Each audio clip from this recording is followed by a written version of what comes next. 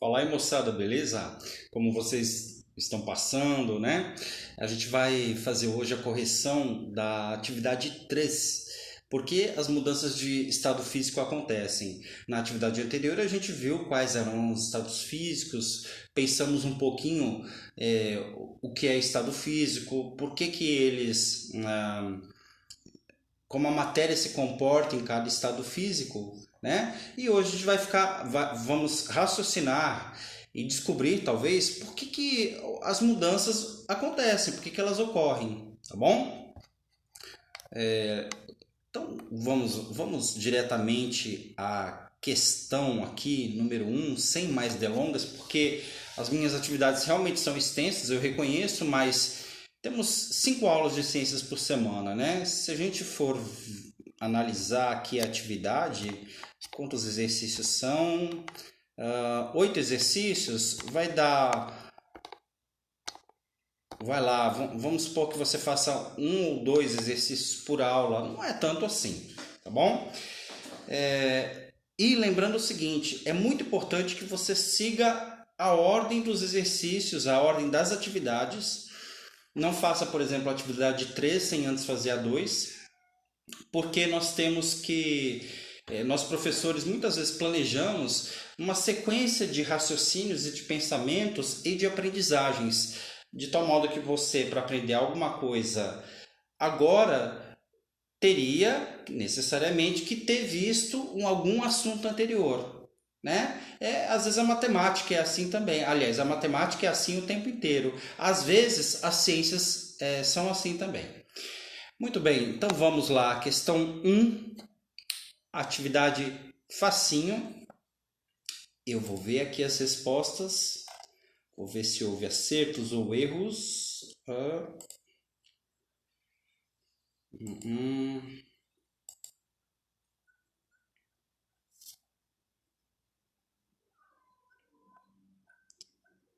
Então vamos lá. A gente está vendo um esquema aqui, né?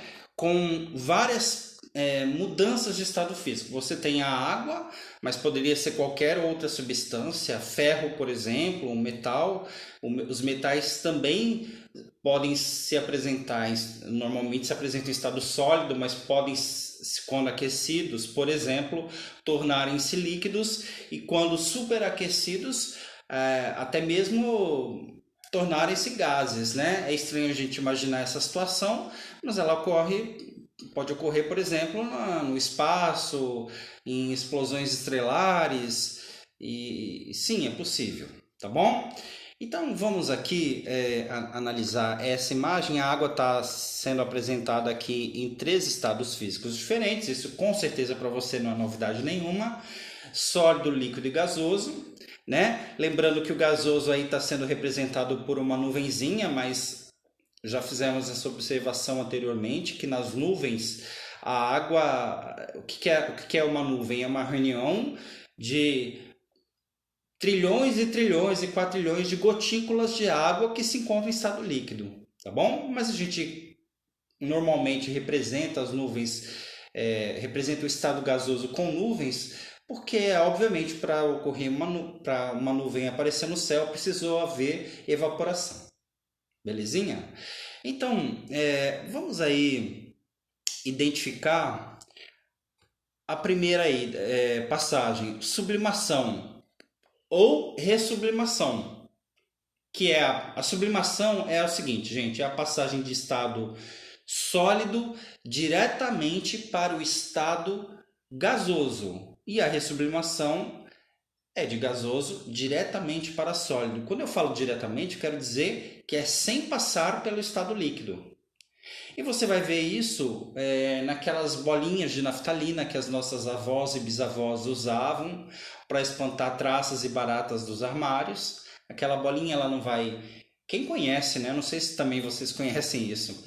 Ela é sólida, lógico, né? E ela vai diminuindo porque ela vai se transformando em gás, né? Sem molhar o armário por dentro, sem molhar a roupa ali, sem manchá-la também. Apenas dava um cheirinho meio estranho, assim, né? Não muito agradável, mas ela não molhava a roupa dentro do armário, né? Não passava pelo estado líquido. Você vai ter também, por exemplo, gelo seco, né? Que é gás carbônico congelado. Quando o gelo seco fica exposto a uma temperatura ambiente, ele não derrete, ele não passa por fusão, ele simplesmente passa de sólido para gás. Tá bom? Então, qual desses aqui é sublimação ou ressublimação? Lembrando que você pode chamar também de sublimação a passagem de estado gasoso para sólido. Sublimação pode ser as duas passagens, de sólido para gasoso, de gasoso para sólido diretamente, sem passar pelo estado líquido. Só que para haver uma diferenciação, a gente chama de ressublimação. Quando você estiver falando de sublimação e ressublimação, você sabe que está se referindo sublimação sólido para gasoso e ressublimação de gasoso para sólido. Passagem direta, sem passar pelo estado líquido. Então, no esquema aqui, qual é a passagem de sublimação ou ressublimação? É o número 5. É essa aqui, ó. Belezinha? O que é fusão? Eu falei agora há pouco. Passagem do estado sólido para o líquido. Então, olha, você pode falar ou pensar em derretimento, tá bom? Então, olha aqui a fusão de sólido para líquido. Então, é o número 1. Onde a gente observa a fusão, por exemplo? Não só quando o gelo derrete, mas quando alguém derrete ouro, por exemplo, né? É um caso de fusão. Quando alguém coloca margarina na panela, aquece a margarina, ela derrete, ela entra em fusão, né? São casos, inúmeros casos em que a fusão ocorre. Condensação. O que é condensação, pessoal? A palavra condensação, o fenômeno, também tem outro nome, que é liquefação. E o nome liquefação já diz, né? Que é a passagem para o estado líquido. A gente acabou de ver que fusão é de sólido para líquido. Então, liquefação só pode ser de gasoso para líquido, não de sólido. Tá bom? Mas a palavra que a gente mais usa realmente é a condensação. Passagem de estado gasoso, de vapor ou de gás, para líquido. Que no nosso esquema aqui é o número 4, de vapor para líquido. Tá bom? Onde que você vai observar condensação, além da formação das nuvens e depois das chuvas? Né? Porque a nuvem também é condensação. Lembra que a gente falou que no esquema aqui ela está representando o estado gasoso, mas as nuvens não são gases, não são vapores, elas são formadas por gotículas de água, né? Então, a própria nuvem é um caso de condensação, a formação da nuvem. Então, o vapor da água vai indo para as partes mais altas da atmosfera e lá a temperatura, esse vapor pode encontrar temperaturas mais baixas e encontra, e aí esse vapor volta ao estado líquido formando gotículas. Só que essas gotinhas são tão pequenininhas que elas não caem de imediato.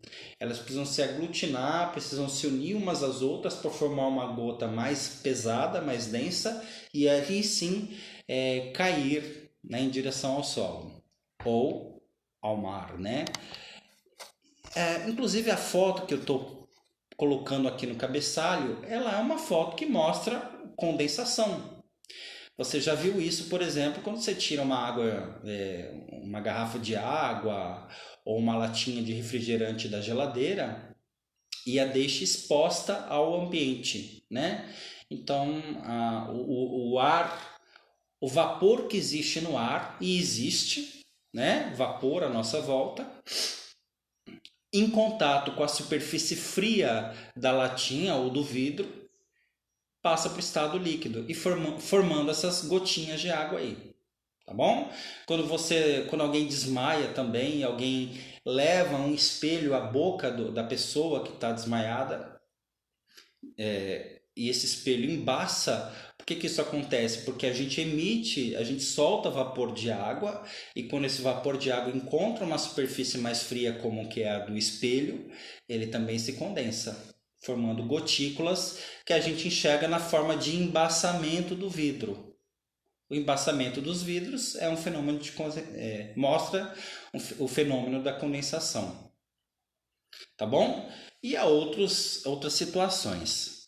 Vamos lá então, próxima, vaporização, que é a passagem do estado líquido para o estado gasoso. Aliás, o nome já fala, né? Vaporização é passagem para o estado de vapor, então de líquido para vapor, tá bom? No nosso esquema aqui, de líquido aqui, ó, para vapor. Então, númerozinho 3, tá bom?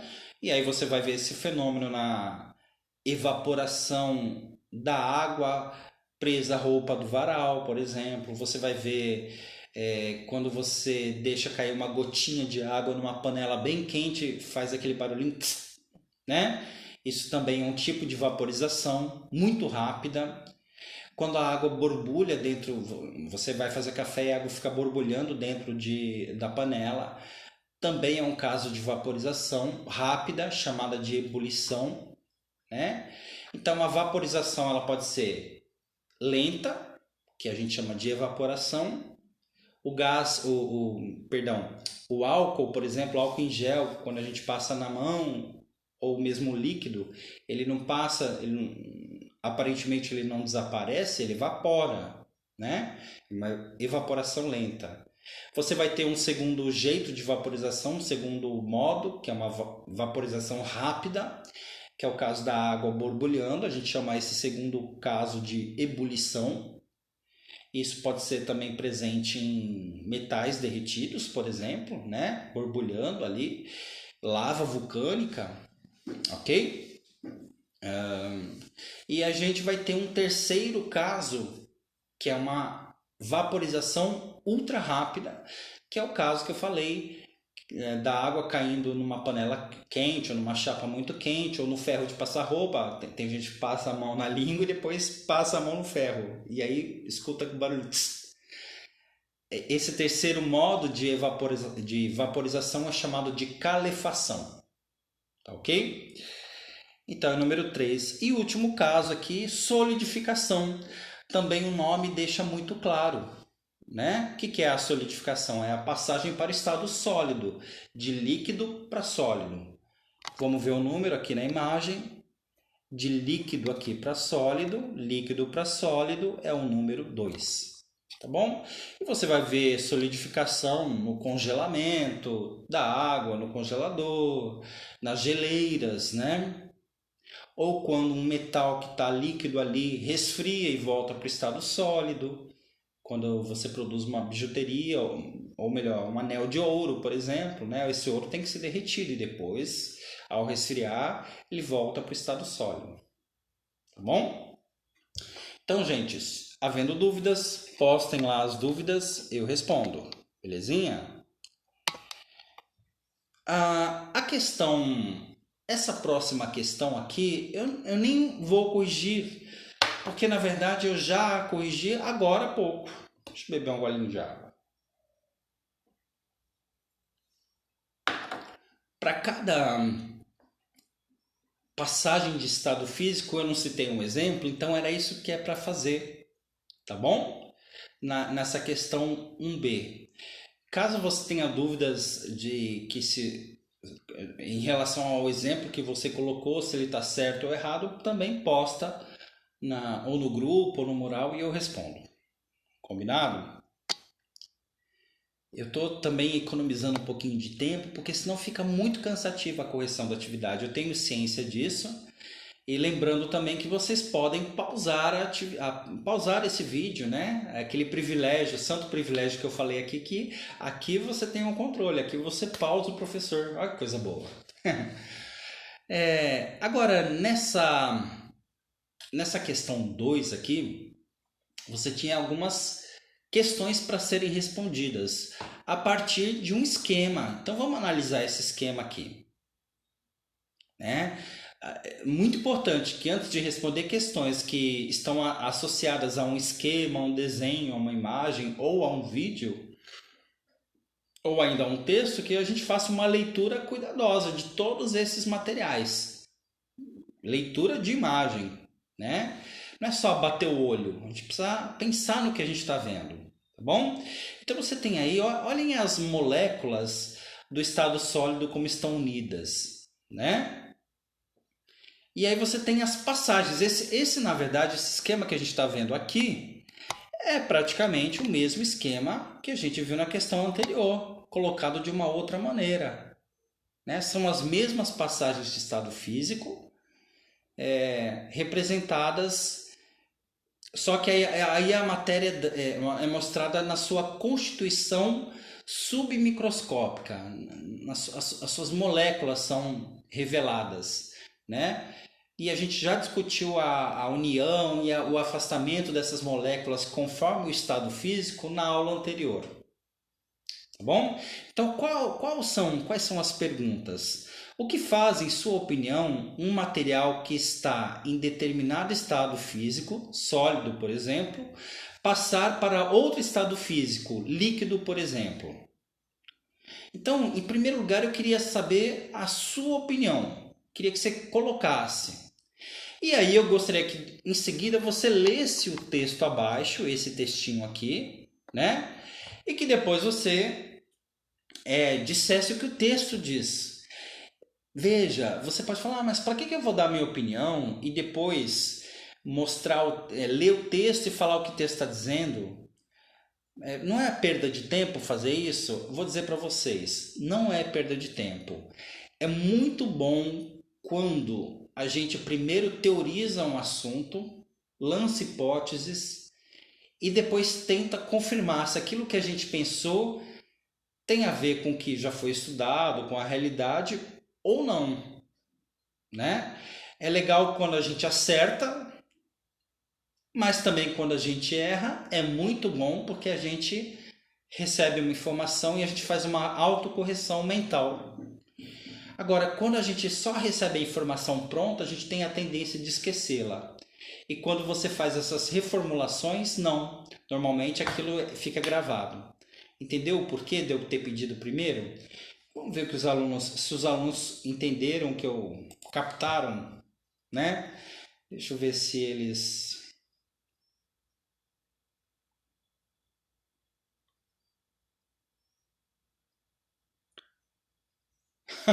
Fusão. Eu sempre vejo a fusão. E para falar a verdade, eu já tenho até uma certa raiva. Eu estou lendo a resposta de um aluno aqui. Porque eu costumo beber suco com bastante gelo. Eu também adoro encher o copo de gelo e colocar suco.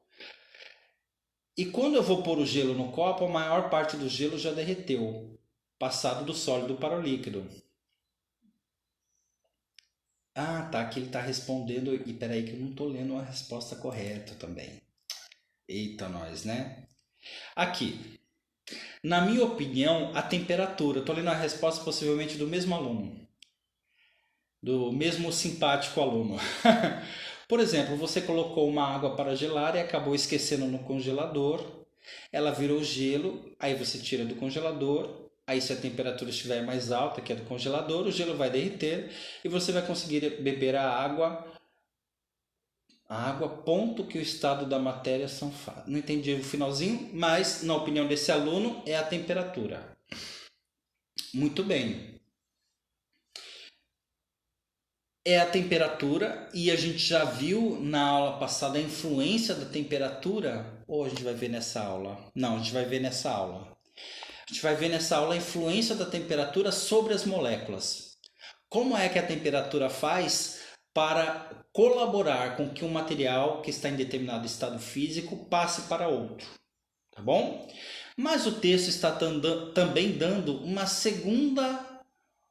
mostrando um segundo fator que também influencia bastante na mudança de estado físico da matéria, que é a pressão.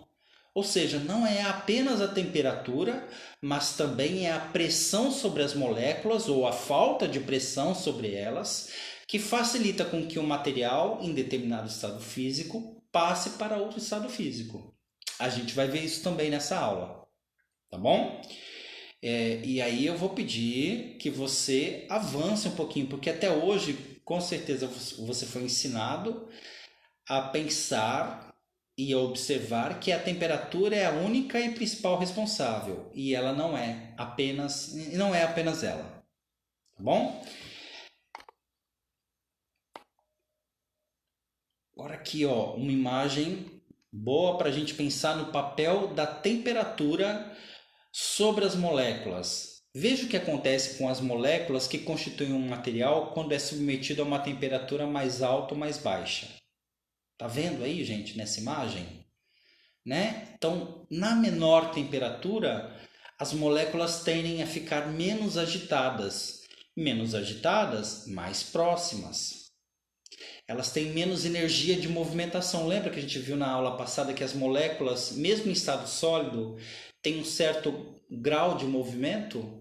Com temperatura, essa movimentação é menor. Quando a matéria é aquecida,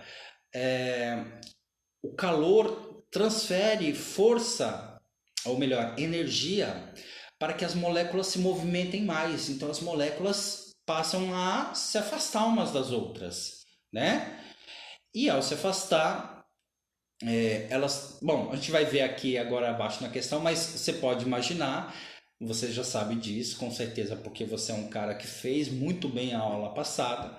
Você sabe que quando as moléculas se afastam, a tendência é que o material passe para o estado gasoso. Então, pensando nisso, vamos ver, vamos tentar responder a questão 3. Eu vou ampliar aqui, porque o texto ficou baixo, né? De modo geral, quando um material é aquecido, suas moléculas ficam mais distantes ou menos distantes umas das outras. Então, analisando a imagem acima, a gente viu que quando o material é aquecido, as moléculas elas ficam mais distantes umas das outras. Então, pode ser a primeira ou a segunda alternativa aqui. Você já descarta as outras duas. E apresentam maior ou menor agitação. Acabamos de ver também que quando o material é aquecido, as moléculas apresentam maior agitação. Possivelmente a alternativa correta é essa, né? Porque a de baixo está falando mais, menos, e aqui mais e maior. Belezinha? O contrário também costuma acontecer. Quando o material é resfriado, suas moléculas tendem a ficar menos distantes. Elas se agitam menos, então elas ficam mais próximas. E as moléculas tendem a apresentar mais ou menos agitação? Menos agitação. Ou menor agitação. Bom? Então a alternativa correta é essa. Aqui ela aparece primeira, mas para você ela pode ter aparecido em outra ordem, porque eu coloco para aparecer em ordens diferentes. Então, mais, maior, menos, menor. Ok? Recapitulando. Maior calor, as moléculas se agitam mais e ficam mais distantes umas das outras. Menor calor, resfriamento, perda de calor, as moléculas tendem a se agitar menos e, portanto, ficar mais próximas umas das outras. Belezinha? Então, pensando aqui nesse primeiro esquema, note aí que quando você tem a passagem 1 para 2, para o gelo derreter, ele precisa ser aquecido. Então, as moléculas se distanciam, aumento de temperatura. Tá bom? De líquido para vapor é o mesmo, né? Para a água vaporizar, ela não precisa ser aquecida, então as moléculas da água se agitam mais, se afastam mais. E aí o material passa para o estado de vapor. Belezinha? De sólido para vapor, a mesma coisa. Moléculas aquecidas, mais distantes. Então, a fusão, a vaporização e a sublimação de sólido para vapor exigem aumento de temperatura. Belezinha? E as outras passagens? O contrário. Lembra que eu falei que do vapor para o líquido, de vapor para líquido tem que ter resfriamento, perda de calor? O vapor precisa perder calor. Então, quando ele perde calor, as moléculas se agitam menos e se unem, formam um líquido. Esse líquido também, se ele continuar se agitando menos, a água é uma exceção, viu, gente? Claro que as moléculas passam a se agitar menos, mas quando ela passa para o estado de sólido, elas costumam se agregar num tal formato que ela fica mais expandida. Tanto é que quando a gente às vezes coloca refrigerante, ou o pessoal que gosta de uma cervejinha coloca no congelador, às vezes o líquido expande e acaba quebrando a garrafa ou vazando a latinha, não é verdade? Porque o gelo realmente é mais ocupa mais espaço que o líquido, mas de forma geral não. De forma geral, a matéria em estado líquido, as moléculas estão mais afastadas e agitadas, e ela, quando perde calor, as moléculas se unem, se agitam menos e passam para sólido. E a mesma coisa na ressublimação, de vapor para sólido. Tá certo?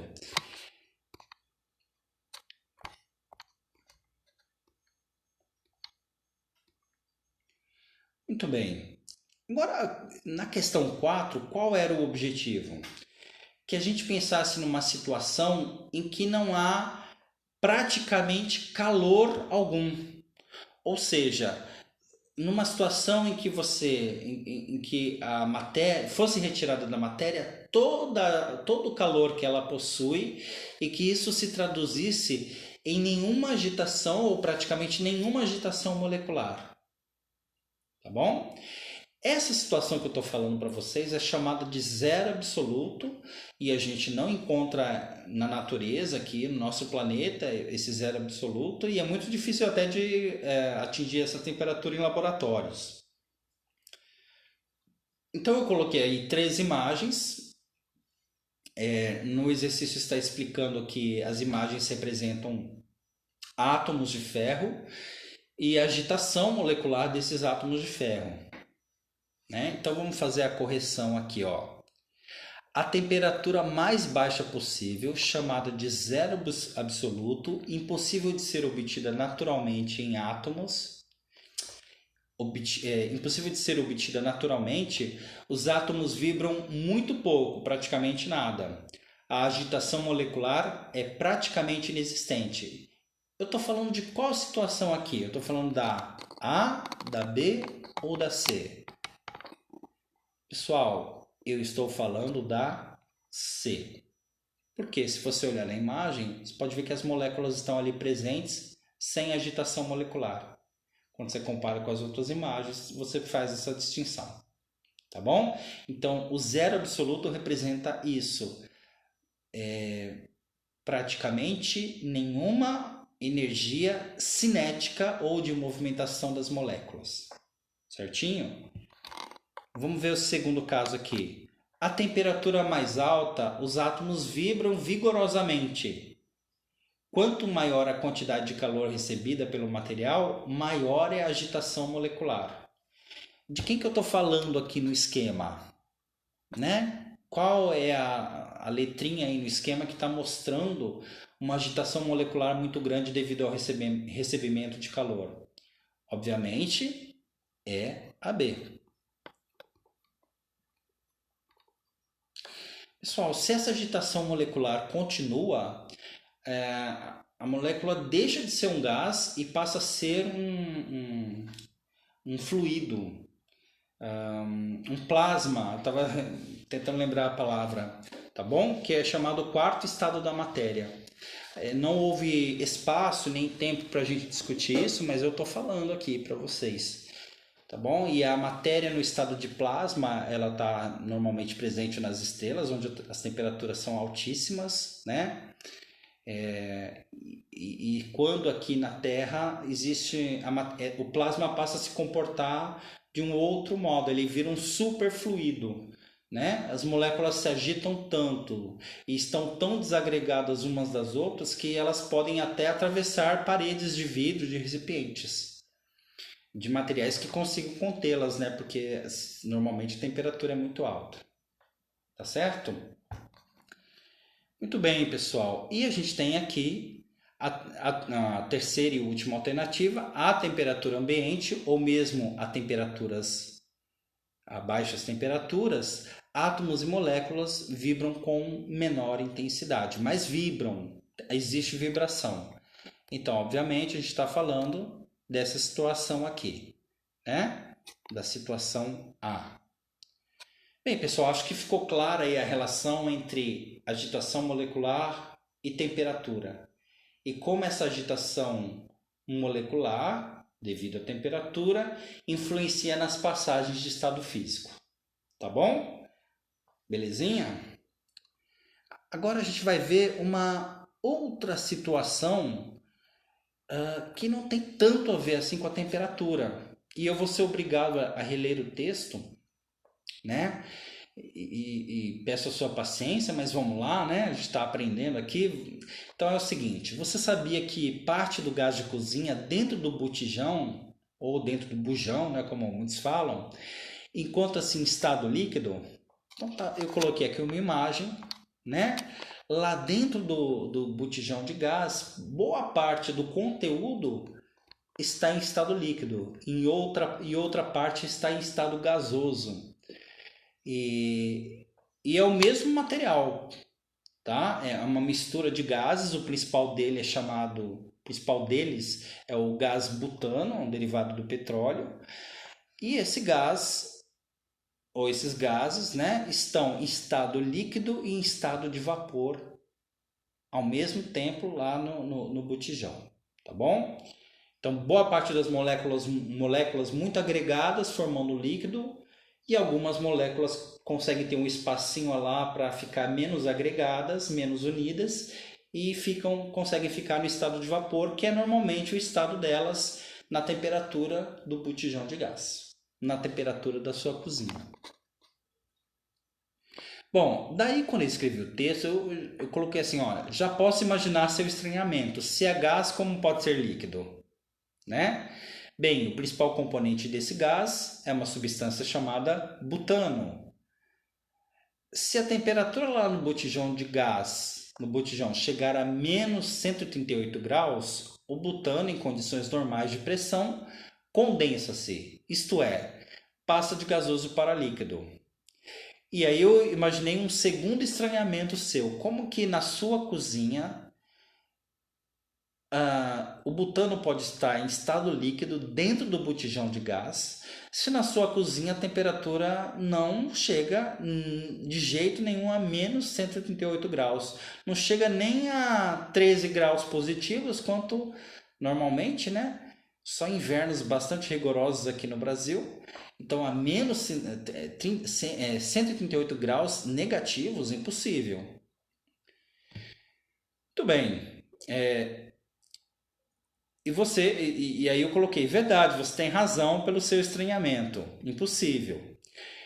Então, nesse caso, não é a temperatura responsável por tornar o butano em líquido. A maior responsável nesse caso é a pressão. O gás, ao ser envasado, ou seja, ao ser colocado dentro de um recipiente, grandes quantidades de gás de cozinha são comprimidas em um espaço pequeno. O mesmo ocorre no envasamento do oxigênio hospitalar e de outros gases. Então, quando você coloca um gás dentro de um recipiente, seja um desodorante, né? ou seja um gás oxigênio dentro de um cilindro hospitalar, como a gente viu aí no caso da pandemia, se falou bastante disso, ou butano ou butano dentro do botijão de gás, você empurra para dentro daquele vasilhame, daquele recipiente, uma grande quantidade de gás. E o que acontece com as moléculas? Elas ficam totalmente comprimidas. Na verdade, é isso que a imagem está mostrando. As moléculas ficam apertadas umas contra as outras. E quando isso acontece, pode ser, e normalmente ocorre, né, até por uma questão de economia de espaço, que aquele gás se torne, na sua maior parte, em líquido. Mesmo que a temperatura seja alta. Tá bom? Então, a pressão, nesse caso, atua como a principal responsável para a mudança de estado físico da matéria. Entenderam? Então, é aqui na questão 5, tem a ver com isso. Talvez eu tenha dado até a resposta. Vamos lê-la aqui. O que acontece com as moléculas de um material, especialmente de gases e vapores, quando a pressão sobre elas aumenta, ou seja, quando são empurradas umas contra as outras, e quando a pressão diminui? Então vamos lá, pessoal. Eu já respondi de fato, né? O que acontece?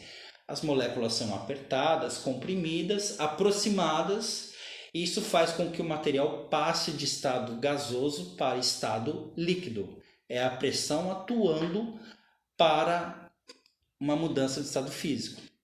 Tá bom? Existe condensação desse material. Mas o contrário pode ser verdade. Se você tiver um material comprimido e diminuir a pressão sobre ele, aquele material que é líquido pode passar para estado gasoso. Tá bom? Outras passagens de estado físico podem ocorrer também. Por exemplo, pode ser que o material passe de estado sólido diretamente para o gasoso, mas isso a gente vai ver um pouquinho adiante. Quando você você gira um botão do fogão e libera a saída do gás do botijão, ele não vem no estado líquido. Porque aquelas moléculas de gás butano que estavam extremamente comprimidas e apertadas lá dentro daquele recipiente ganham espaço. E quando elas ganham espaço, elas se afastam novamente, né? E aí elas voltam ao estado de vapor. Certinho? Belezinha? Deixa eu ver uma outra coisa. Uma coisa legal de ser dita, pessoal, por exemplo, o núcleo do planeta Terra, né? Os cientistas acreditam que ele seja constituído principalmente por ferro e níquel, que são metais densos que acabaram descendo, né? Porque eles são mais pesados, mais densos e acabaram descendo em direção ao núcleo na formação do planeta.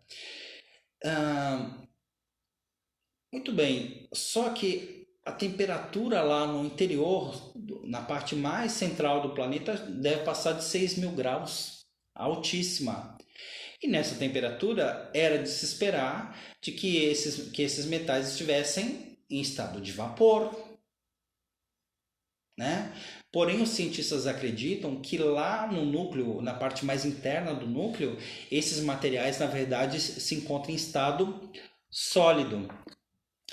Por que isso? Porque você imagina a pressão que a própria parte mais externa do núcleo, o manto, a crosta, os oceanos, as rochas todas fazem contra esse material que está lá no meio. Por mais que a temperatura seja alta, as moléculas desse material estão extremamente comprimidas e apertadas.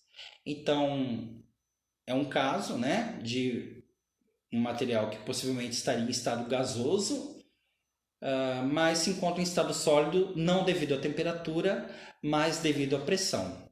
Capite? Entendeu? Lembrando, ficou cansado, o pessoal pausa. Eu muitas vezes preciso beber gole de água aqui porque eu não aguento ficar falando o tempo todo.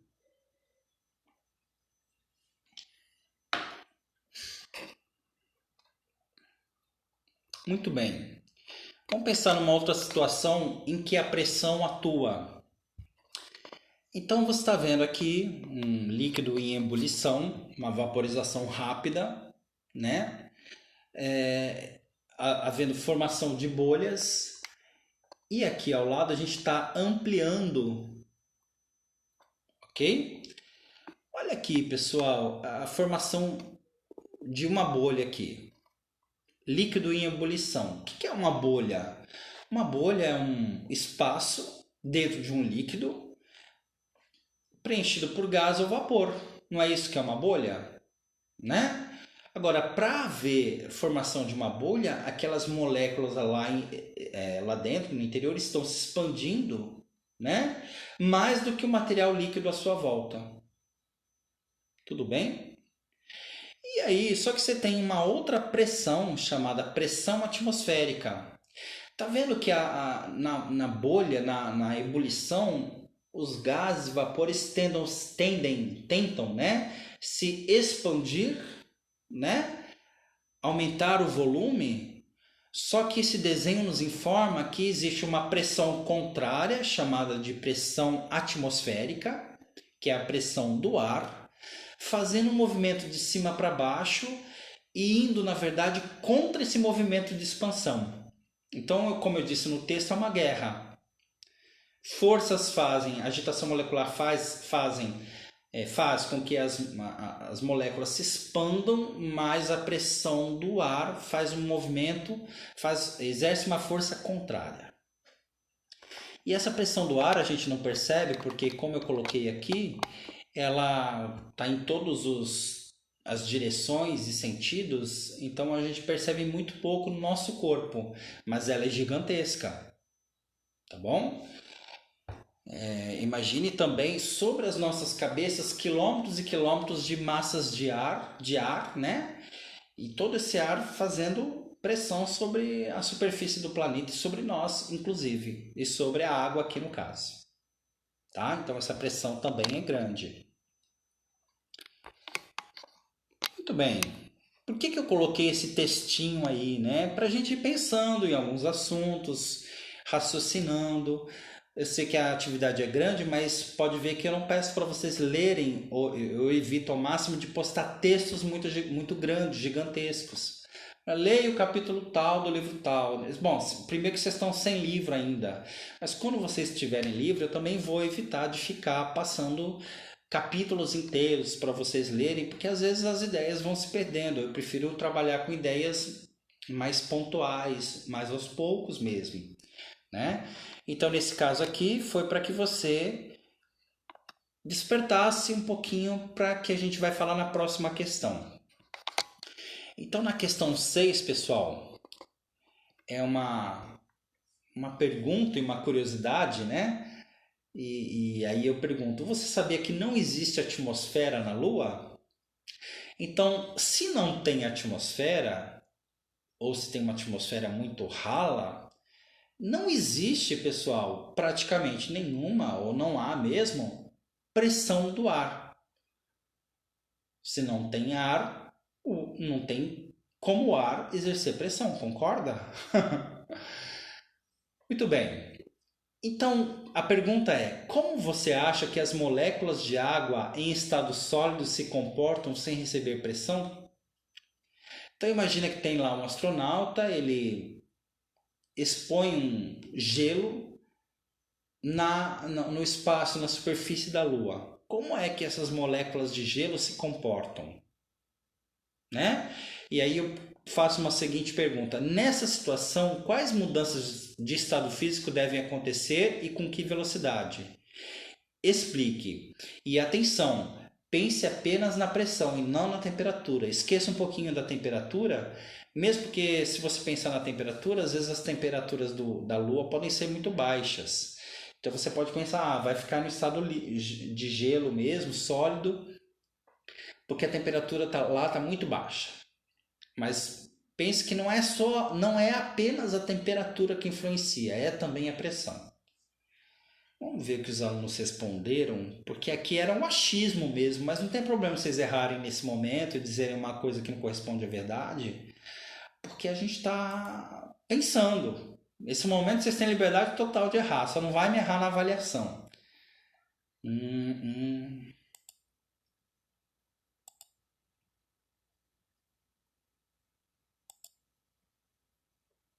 Aqui.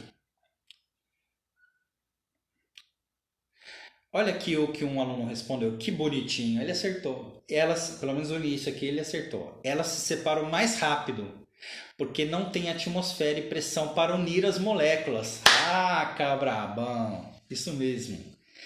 Então aqui o aluno disse, olha, deve acontecer sublimação, fusão e vaporização. A velocidade é mais rápida por não ter atmosfera. Cara, que pensamento elegante, é isso mesmo, certinho. Obviamente, esse aluno não tinha como saber exatamente, mas ele raciocinou, puxa, é isso que importa. E aí, ao ler a minha resposta na correção, quando vocês clicam em ver precisão, vocês corrigem um pequeno detalhe ali e aprende desse jeito.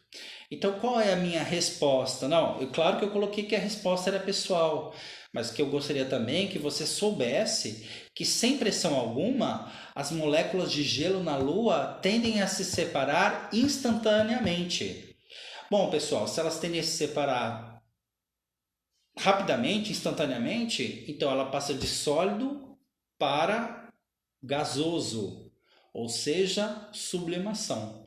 Isso sem passar pelo estado líquido, tá bom? Mas isso é só um detalhe, a intenção aqui é que você pense na relação entre pressão e união e afastamento de moléculas e, consequentemente, nas passagens de estado físico. Nossa, eu fiquei muito contente com a resposta desse aluno, muito bem escrita. Parabéns. Aí, esse exercício era mais dificinho. Eu coloquei aqui para que você amplie, né, o seu conhecimento. Porém, aqui é o seguinte, pessoal, eu não cobrarei isso, tá bom? Porém, aqui é legal a gente entender essa situação que o exercício pede, né? Esse conteúdo, porque isso também faz com que a gente entenda alguns outros fenômenos, tá bom?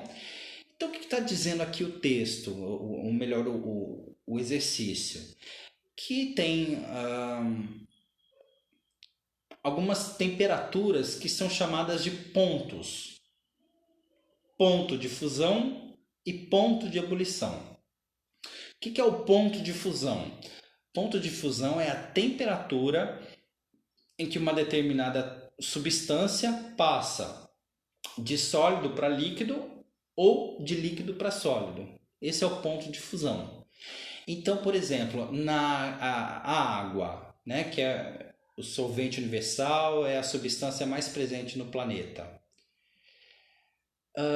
Qual é o ponto de fusão da água? Em qual temperatura a água passa de líquido para sólido? A 0 graus.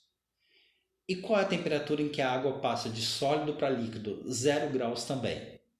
Então isso depende do processo. Se a água estiver em processo de perda de calor, ela passa de líquido para sólido a 0 grau.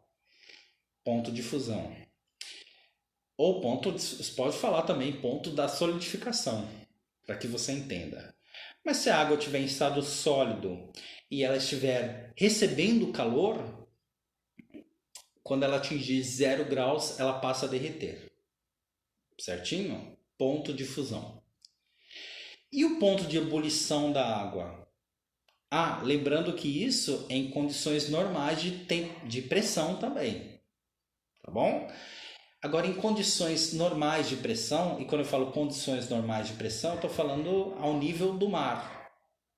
Por exemplo, alguém que faça esse experimento ali no pé da praia, em Santos, no Guarujá, em São Vicente, na Praia Grande, e eu estou falando aqui ao nível mesmo do mar, tá bom? Considerando a pressão atmosférica ali, que é diferente, né?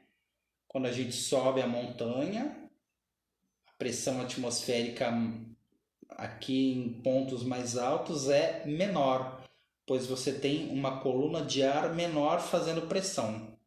Lá embaixo no litoral, você tem uma coluna de ar muito maior fazendo pressão. A pressão é maior. Então, considerando essa pressão ao nível do mar, a água entra em fervura, em ebulição a 100 graus. Tá bom? Então, esse é o ponto. Se tiver acima de 100 graus, a água se encontra em estado gasoso. Se tiver abaixo de 0 graus, ela se encontra em estado sólido. E se tiver entre 0 e 100, ela se encontra em estado líquido. Qual que era o nosso desafio? Não era fácil, porque a gente se confunde. Eu nem sei se eu vou conseguir não me confundir durante a correção. mas você tem aí várias substâncias e numa tabela abaixo. E aqui é mostrado, pessoal, qual é o ponto de fusão e de ebulição de cada uma dessas substâncias. E aí a gente tinha que pensar que essas substâncias seriam colocadas num freezer doméstico, que estaria numa temperatura em seu interior a menos 25 graus, e tentar descobrir se essa substância, o metano, por exemplo, estaria em qual estado físico. Tá bom? Vamos começar pela água, né? Que é a mais fácil. Então a água, obviamente, pessoal, a menos 25 graus, a 25 graus negativos, ela está abaixo de 0 graus. Ela está abaixo do ponto de fusão. Então ela está, claro, em estado sólido. Belezinha? Agora então vamos seguir a ordem. Metano. Metano é o seguinte: a menos 183 graus é o ponto de fusão. E a menos 162 graus é o ponto de ebulição. Para ficar mais fácil, eu vou pensar, vamos pensar aqui. Menos 25 graus está aqui abaixo de menos 183. Menos 25 graus está entre menos 183 e menos 162. Ou menos 25 graus está aqui acima de menos 162. Diga para mim. Está acima, né? Então, pessoal, não sei se você entendeu, mas imagine uma reta numérica. O menos 25 graus está mais próximo do zero do que o menos 162 graus. Então, obviamente, nessa condição, por incrível que pareça, o metano estaria em estado de vapor. Tudo bem? Então, estado gasoso. O mercúrio.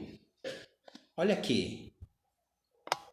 Eu não vou ficar falando todas as temperaturas, só para não cansá-lo, mas menos 25 graus. Menos 25 graus, pessoal, está entre menos 38 e 356 positivos. Então, está aqui no meio. Se está aqui no meio, pessoal, o mercúrio se encontraria em estado líquido. Lembrando que se a substância, se a temperatura está abaixo do ponto de fusão, está abaixo, né, desse lado de cá, imagine uma reta numérica, a substância está em estado sólido. Se está entre o ponto de fusão e o ponto de ebulição, está em estado líquido. E se está acima do ponto de ebulição, aqui, ela está em estado de vapor. Belezinha? Próxima. Eu sei que alguns alunos já tentaram fazer isso e colocar álcool ou outras substâncias mais acessíveis, né, no congelador de casa. E às vezes aquela tal substância não congela. Vamos ver se é o caso do álcool, né? O álcool, pessoal, olha aqui, ó. A menos 114 graus Celsius, ele congela. Ponto de fusão dele, ponto de ebulição, esse aqui. A 78 graus positivos, ele entra em ebulição, ele ferve. Por isso que é também uma substância que também vaporiza com muita facilidade, mais que a água, né? Ele evapora rápido. Menos 25 graus, que é a temperatura que a gente está vendo aqui, está entre as duas aqui, ó. Né? Menos 25 graus é menor que 78 e é maior que menos 114. Então, o álcool, se você colocar no freezer a menos 25 graus, estará em estado líquido. Belezinha? A água nós já vimos. O ácido, o chumbo, vamos ver o chumbo aqui, vamos seguir a tabela. Menos 25 graus. Menos 25 graus, ela está abaixo de 327 graus positivos. Então, o chumbo, a essa temperatura, menos 25 graus, está em estado sólido. Cadê o chumbo aqui?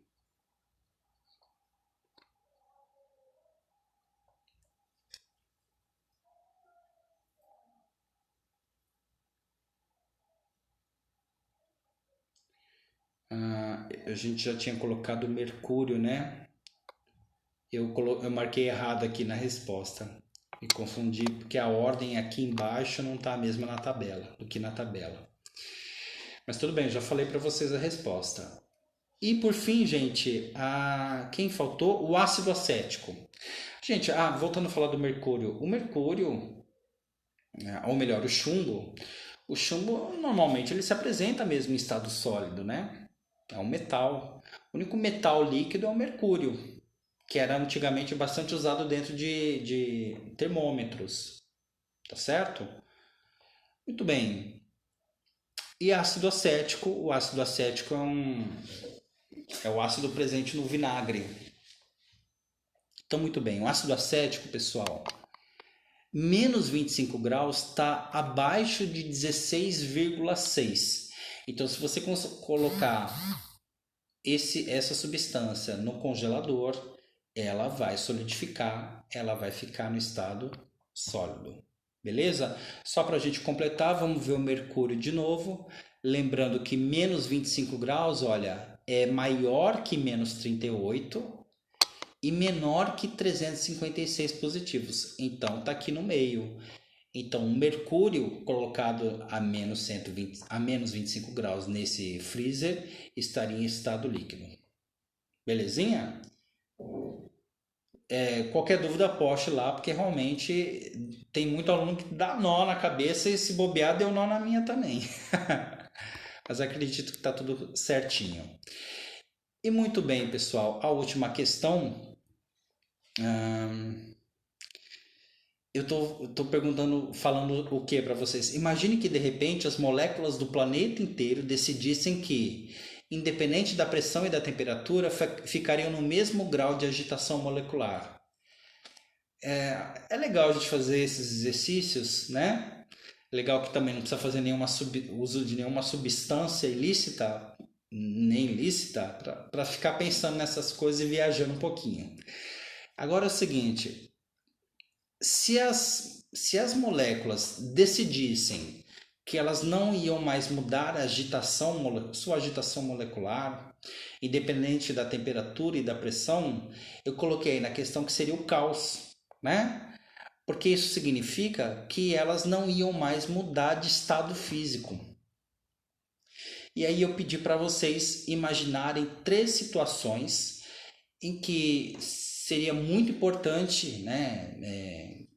Seria assim, eu vou ler aqui que agora eu não me lembro exatamente, mas escreva 3 exemplos de passagens de estado físico que são muito importantes para o planeta ou para o homem. E a seguir explique por que essas mudanças de estado físico não podem acontecer, não podem deixar de acontecer de jeito nenhum, né? Então vamos ver o que os alunos responderam.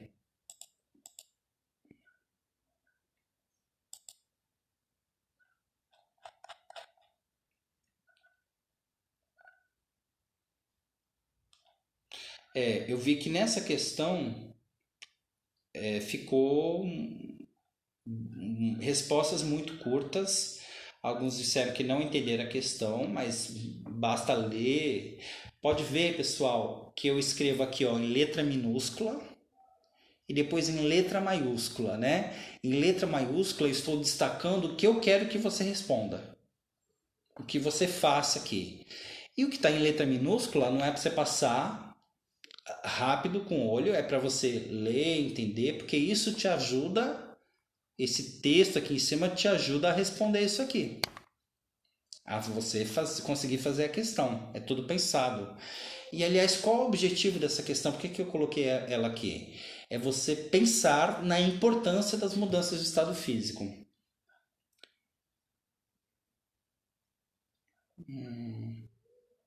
Olha aqui, um aluno respondeu, bom, que a chuva deixaria de acontecer e não haveria irrigação de plantas. Ele falou que também a gente não obteria água, talvez na quantidade necessária em estado líquido, e que a água é importante porque mantém o organismo hidratado, entre os outros benefícios. As geleiras, elas abrangem boa parte do gelo de todo o planeta e concentram uma boa porcentagem de água doce do planeta. E quando elas e aqui eu vou completar a resposta do aluno, quando elas deixam de derreter, se elas deixassem de derreter ou deixassem de existir, haveria sede, porque muitos rios se formam a partir de derretimentos de geleiras nos países e continentes, partes de continentes mais frias, tá bom? Então eu coloquei alguns exemplos aqui, olha. Fusão. Se a neve de várias montanhas não derreter no verão, muitas populações localizadas próximas às cordilheiras ficam sem suprimento de água, porque a água não derrete. Imagine se se as moléculas de gelo lá das geleiras dissessem assim, ou da neve, né? Dissessem, não vamos derreter esse verão não, vamos ficar aqui do jeito que a gente está mesmo. Né? Se elas resistissem à força ou ausência de pressão e também as mudanças de temperatura. Seria o caos, né? Por exemplo, vaporização. Se as águas não evaporarem, o ar se torna totalmente seco e as infecções respiratórias proliferam. Então, imagine um ar totalmente seco e rachar as mucosas das narinas, né? E isso é muito fácil para você pegar uma infecção, tá bom? E isso vale para vários tipos de infecções, né? Até mesmo para gripe, para várias. Condensação. Se o vapor não se transformar em água líquida, não há formação de nuvens. A gente já falou disso. Sem nuvens, não há chuvas. E sem chuvas, não há formação de muitos rios. Imagine a catástrofe na agricultura. A humanidade passaria fome e boa parte com certeza morreria.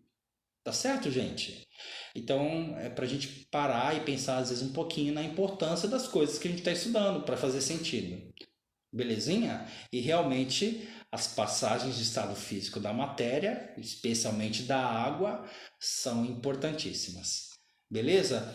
Por hoje é só. Se ficou cansado, pausar seu vídeo antes. Agora não adianta reclamar, hein?